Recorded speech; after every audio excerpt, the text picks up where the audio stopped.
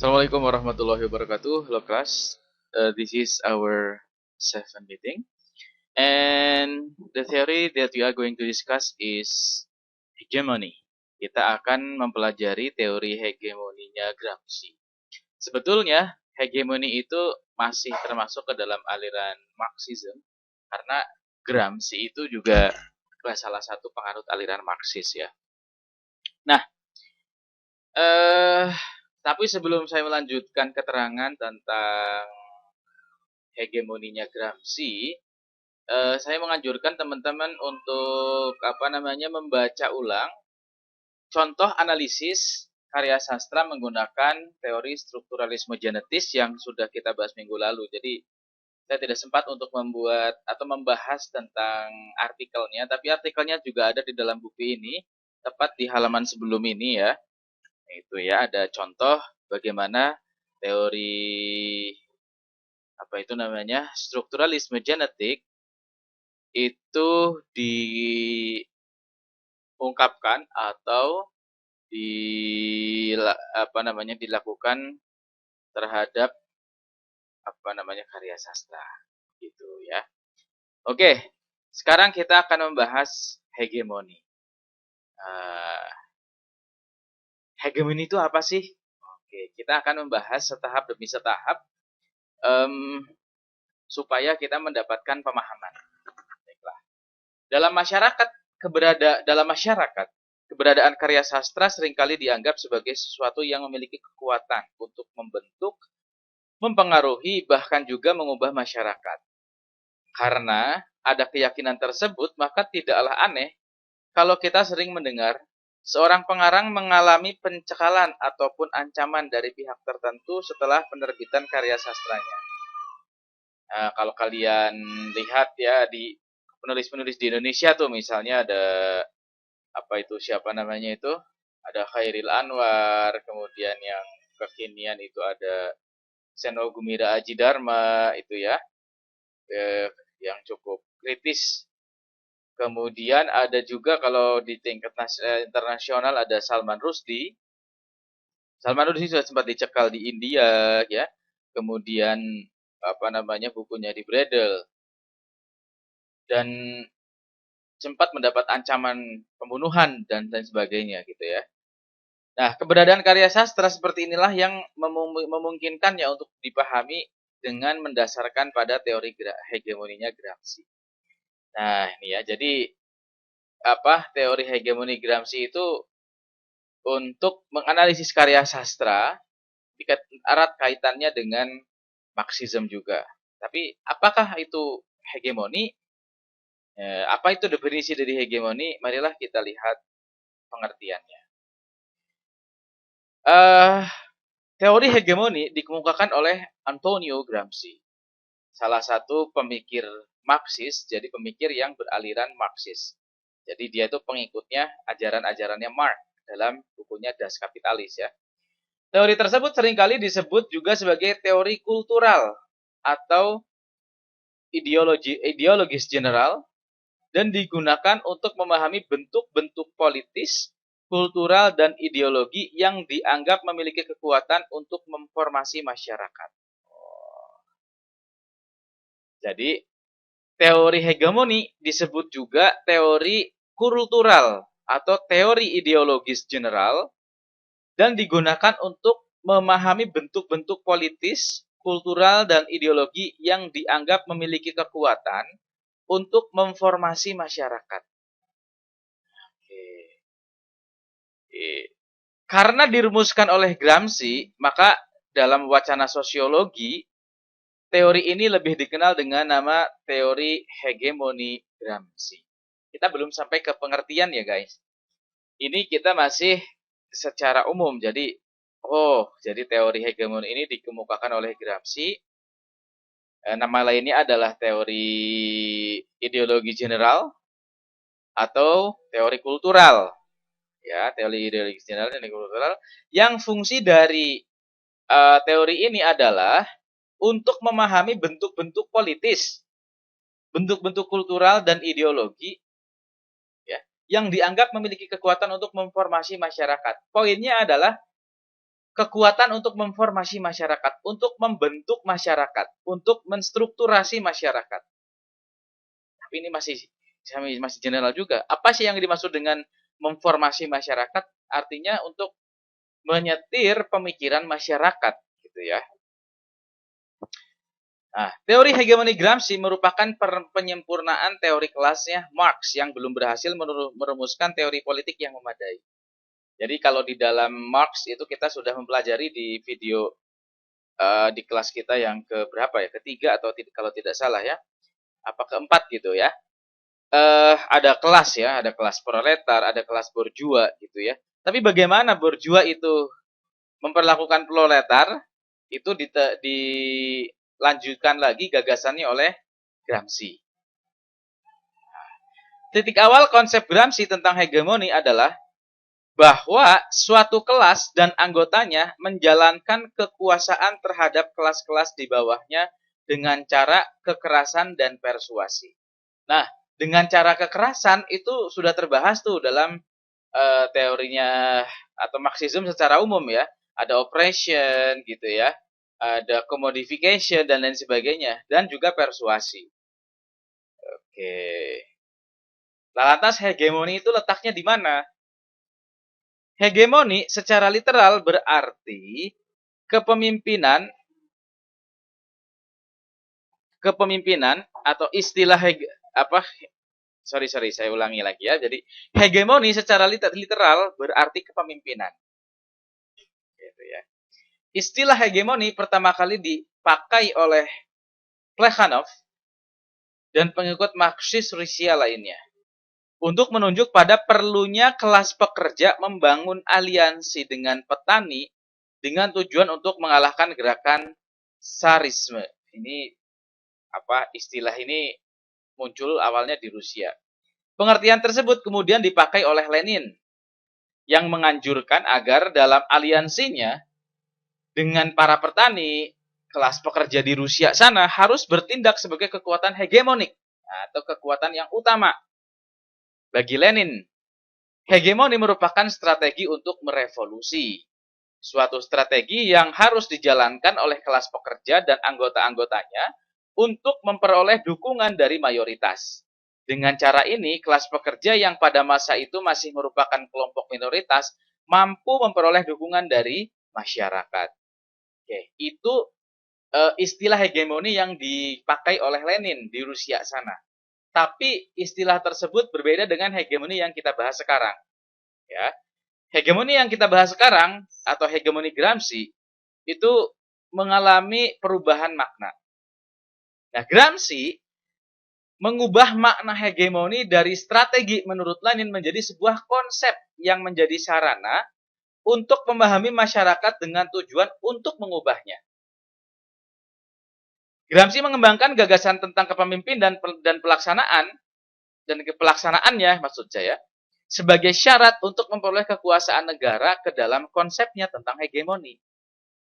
Jadi, menurut Gramsci, hegemoni itu merupakan sebuah konsep yang di konsep tersebut dijadikan sebagai alat untuk memahami masyarakat dengan tujuan untuk mengubahnya. Dijadikan alatnya oleh siapa hegemoni ini? Tentunya oleh penguasa atau oleh kelas yang atas. Atau oleh upper class society. Nah, hegemoni merupakan hubungan antara kelas dengan kekuatan sosial lainnya. Kelas hegemonik atau kelas yang memimpin menurut Gramsci adalah kelas yang mendapatkan persetujuan dari kekuatan dan kelas sosial lain dengan cara menciptakan dan mempertahankan sistem aliansi melalui perjuangan politik dan ideologis. Nah, itu hegemoni. Jadi, singkatnya seperti ini, saya contohkan. Ada hegemoni, ada opresi. We have hegemony and oppression. Oppression atau penindasan itu jelas dipaksa, gitu. Mau tidak mau harus dipaksa. Tetapi kalau hegemoni itu secara sukarela, gitu ya, masyarakat itu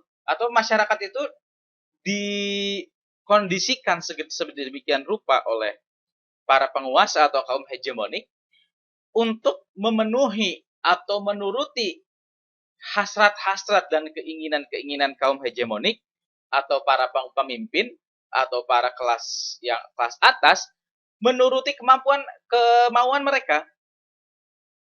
Gitu, itu hegemoni. Misalnya begini, hegemoninya itu misalnya. Ya orang-orang kelas bawah gitu ya. Itu terima saja gitu ya untuk melakukan perintah-perintah atau dikotomi-dikotomi yang dikeluarkan oleh kelas atas. Misalnya, ini saya contohkan di kelas ya, misalnya di kampus misalnya. Ada dosen, ada mahasiswa, gitu ya. Dosen ini posisinya, ini ilustrasi saja, ini sebagai kaum hegemonik. Karena dia di atas, dia punya kekuatan, dia punya power, gitu ya. Mahasiswa itu dengan berbagai macam ideologi yang sudah atau pemahaman yang sudah disematkan, itu mau tidak mau harus menghormati dosen. Baik dosen itu menghormati mahasiswa ataupun tidak. Dan mahasiswa itu menghormati dosen, ya mereka merasa wajar saja. Begitu. Misalnya seperti itu. Oke. Nah, atau contoh lainnya seperti ini hegemoni itu ya. Kita itu terhegemoni oleh budaya-budaya yang kuat. Atau misalnya gini, ketika kita melihat orang asing, ya, ketika kita melihat bule dan bule itu, misalnya di dalam satu komunitas ada orang Asia, ada orang bule, kemudian bule itu menjadi leader gitu ya. Ya orang-orang Asia itu nerima saja karena sudah terpatri di pemahaman orang Asia bahwa bule kan superior. Ya nggak apa-apa lah. Atau begini, wanita terhegemoni oleh laki-laki, begitu ya. Ya nggak apa-apa lah kalau cowok mah main-main lah, yang cuci piring wanita saja. Dan wanita itu melakukan itu dengan sukarela, gitu ya. Dan nah ini berarti wanita itu terhegemoni, telah dikondisikan, gitu ya. Itu salah satu contoh. Nah, kemudian sastra dalam pandangan teori hegemoni. Walaupun tidak secara langsung berbicara mengenai kesusastraan, namun teori hegemoni Gramsci banyak dipakai sebagai dasar kajian sosiologi sastra. Seperti yang pernah dilakukan oleh Raymond Williams, Tony Davis, maupun Ariel Haryanto. Nah, jadi pada dasarnya guys, teori hegemoni itu untuk menganalisis masalah sosial yang ada di masyarakat. Dia menganalisis masyarakat, bagaimana masyarakat tertentu itu terhegemoni gitu ya. Gitu. Nah, dalam kerangka dalam hal ini, kenapa kok hegemoni itu masuk ke dalam kelas atau masuk ke dalam teori yang digunakan dalam program studi kita? Yaitu karena teori hegemoni tersebut diaplikasikan untuk menganalisis karya sastra. Nah, dalam kerangka teori hegemoninya Gramsci, kesusastraan yang merupakan salah satu bagian dunia gagasan, kebudayaan, superstructure bukan hanya sebagai refleksi dari struktur kelas ekonomi atau infrastruktur yang bersifat material, melainkan sebagai salah satu kekuatan material itu sendiri. Sebagai kekuatan material, dunia gagasan atau ideologi tersebut berfungsi untuk mengorganisasi massa manusia, menciptakan tempat yang di atasnya manusia bergerak. Bagi Gramsci, hubungan antara yang ideal dengan yang material tidak berlangsung searah, melainkan bersifat saling tergantung dan interaktif. Kekuatan material merupakan isi, sedangkan ideologi merupakan bentuknya. Kekuatan material tidak akan dapat dipahami secara historis tanpa bentuk dan ideologi yang menjadi khayalan individual belaka tanpa kekuatan material. Telah karya sastra dalam kerangka teori hegemoni Gramsci yang dilakukan oleh Raymond, contohnya, menjelaskan eksistensi karya sastra sebagai salah satu situs hegemoni, menjadi proses dasar dari formasi sosial yang lewatnya hegemoni bekerja dan diperjuangkan. Nah, contohnya seperti ini ya. Jadi, karya sastra itu digunakan, atau kesusastraan itu digunakan sebagai media hegemoni, menyebarkan pemahaman-pemahaman yang mendukung adanya hegemoni kelas tertentu. Misalnya pemahaman tentang adanya dunia timur dan dunia barat. Oh, kita orang timur. Kalau orang timur itu ya kalau melakukan ya jangan terlalu cepat. Ya kita orang timur itu ya nurut-nurut saja. Contohnya seperti itu. Ya ini erat kaitannya dengan kajian postkolonialisme. Nah, menurut William, hegemoni merupakan suatu proses, bukan suatu bentuk dominasi yang ada secara pasif, melainkan sesuatu yang harus terus-menerus diperbaharui, diciptakan kembali, dipertahankan, dan dimodifikasi. Konsep hegemoni oleh William dipakai untuk menganalisis proses kultural dalam peranannya yang aktif dan konstitutif. Di samping itu juga dipakai untuk menganalisis bentuk-bentuk kultural oposisional dan alternatif yang mungkin menentang tatanan dominan. Bahkan ketika bentuk-bentuk itu masih terbungkus atau termarginalisasikan oleh batas-batas dan tekanan hegemoni. Untuk membantunya dalam menganalisis mengenai kompleksitas proses itu pada momen historis apapun. William membuat suatu garis besar perbedaan antara ciri-ciri kebudayaan residual, dominan, dan bangkit dalam proses kultural secara keseluruhan sebagai berikut. Nah, jadi ada istilah nih. Ada kebudayaan residual. Kebudayaan residual mengacu pada pengalaman, makna-makna, dan nilai-nilai yang dibentuk di masa lalu, yang meskipun bukan merupakan bagian dari kebudayaan dominan, terus-menerus hidup dan dipraktikkan di masa kini. Kontinuitasnya diamankan oleh eksistensi lembaga-lembaga dan formasi-formasi sosial dan kultural di masa lalu. Kebudayaan ini terus-menerus menyesuaikan dirinya untuk menginkorporasikan, menepiskan signifikansi dari menginterpretasikan kembali atau memasukkan dan mengeluarkan aspek-aspek elemen kultural residual tersebut. Kebudayaan yang bangkit adalah praktek-praktek, makna-makna, dan nilai-nilai baru, hubungan dan jenis hubungan yang tidak hanya bersangkutan dengan ciri-ciri yang semata-mata baru dari kebudayaan dominan, melainkan secara substansial merupakan alternatif bagi dan bertentangan dengannya. Nah, kebudayaan yang bangkit itu bisa muncul dari dua sumber. Pertama, bersama-sama dengan suatu kelas baru. Sejauh kebudayaan dominan dapat mempertahankan posisinya, ia secara langsung bergerak untuk menginkorporasikan elemen-elemen kebudayaan itu yang melaluinya kelas baru yang bersangkutan dapat mengekspresikan dan membentuk dirinya.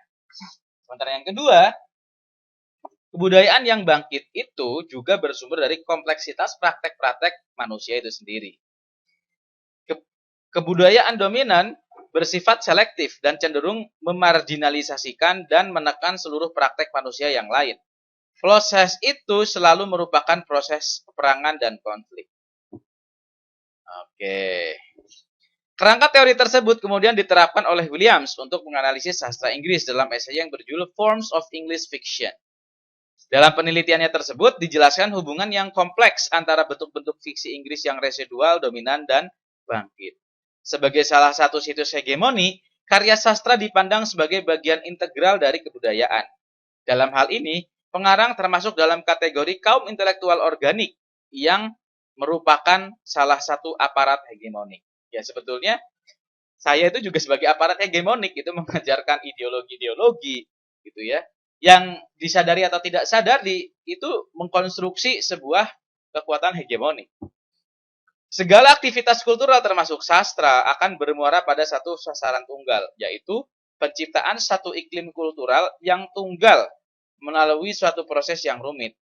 Penciptaan satu iklim yang tunggal tersebut menuntut pemersatuan sosial kultural yang melalui multisiplitas kehendak-kehendak dan tujuan-tujuan yang tersebar dan heterogen tersatukan.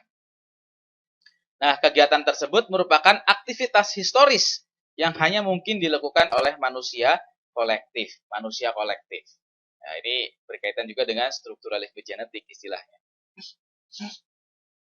Nah, sebagai salah satu situs hegemoni, karya sastra merupakan ajang pertarungan bagi pembentukan blok historis secara hegemoni. Dan di karya sastra ini berfungsi sebagai pemelihara pemersatu blok sosial yang menyeluruh sebagai penyemen dan alat pemersatu antara kekuatan-kekuatan sosial yang sesungguhnya bertentangan. Karya sastra juga menjadi ajang pertarungan tindakan kolektif bagi kelompok subordinatif untuk melakukan perlawanan counter hegemonik. Jadi ini semua prosesnya ada di dalam karya sastra. Jadi kita memandang karya sastra sebagai superstructure yang di dalamnya terdapat proses-proses hegemoni. Baik itu proses hegemoni maupun counter hegemoni. Sebagaimana gerakan pemersatu, gerakan perlawanan itu juga merupakan tindakan politik, merupakan usaha kelompok subordinat untuk menolak unsur-unsur ideologis yang datang dari luar kelompoknya sendiri. Oke. Nah,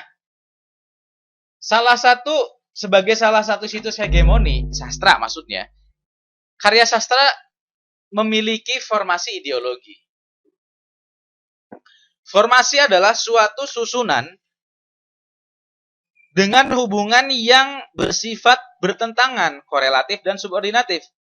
Agar dapat mencapai hegemoni, ideologi harus disebarkan. Penyebaran tersebut menurut Gramsci tidak terjadi dengan sendirinya melalui bahasa. Common sense gitu ya. Pemikiran awam, folklore yang di dalamnya meliputi sistem kepercayaan menyeluruh, tahayul, opini dan lain sebagainya. Lembaga-lembaga sosial tertentu yang menjadi pusatnya seperti bentuk-bentuk sekolah dan pengajaran dan berbagai lembaga penerbitan.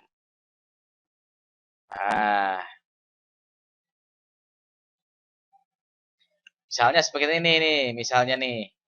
Itu hegemoni ya. Jadi intinya begini, sebelum kita membahas contoh nih. Mohon maaf nih, video kali ini kita cukup panjang ya. Nah, ringkasnya tuh begini. Jadi hegemoni itu adalah suatu bentuk usaha yang dilakukan oleh kaum hegemonik untuk mengkondisikan sedemikian rupa kaum yang terhegemoni itu menuruti apa keinginan kaum hegemonik. Gitu. Misalnya begini. Bagaimana kaum patriarki itu menghegemoni atau kaum laki-laki bagaimana hegemoni laki-laki terhadap kaum perempuan. Gitu ya. Melalui berbagai macam dalih, melalui teori-teori ajaran-ajaran ketimuran, melalui ajaran-ajaran agama, untuk melestarikan ideologi patriarki, maka segala macam aturan, segala macam tabu, pandangan-pandangan itu sedemikian rupa diaplikasikan supaya perempuan itu tetap menurut kepada laki-laki. Gitu ya, bahwa cocoknya pemimpin itu ya laki-laki. Masa laki-laki nyuci piring, masa laki-laki nyuci popok, masa laki-laki ngepel, misalnya. Pandangan tersebut atau ideologi tersebut itu digaungkan sehingga pada kelompok masyarakat tertentu atau bahkan mayoritas masyarakat yang dominasinya patriarki itu menganggap adalah wajar jika laki-laki itu ngudut baik, gitu ya, laki-laki itu ngerokok santai-santai sementara istrinya yang nyuci piring, yang ngepel dan lain sebagainya. Nah, dan kaum perempuan tersebut merasa baik-baik saja dia ngepel, nyuci piring sementara laki-lakinya cuman santai-santai saja. Nah, berarti kaum perempuan itu sudah terhegemoni oleh kaum laki-laki. Nah, itu salah satu contohnya. Nah, secara singkat ya. Nah, bentuk-bentuk seperti itu juga dapat kita temukan di dalam karya sastra. Oke ya. Nah, sekarang di dalam di buku ini halaman 171 ada salah satu contoh teori pengaplikasi teori hegemoni untuk kajian karya sastra. Judulnya adalah Feminisme sebagai counter hegemoni terhadap dominasi patriarki dalam novel Geni Jora karya Ebidah El Khaliki. Contoh kajian hegemonia Gramscian. Nah, silahkan kalian baca sendiri ya, karena videonya sudah cukup lama. Nanti saya juga cantumkan salah satu skripsi, salah satu kakak kelas kalian, atau mungkin salah satu teman kalian yang menggunakan teori Gramsci sebagai pisau analisisnya. Terima kasih banyak. Assalamualaikum warahmatullahi wabarakatuh.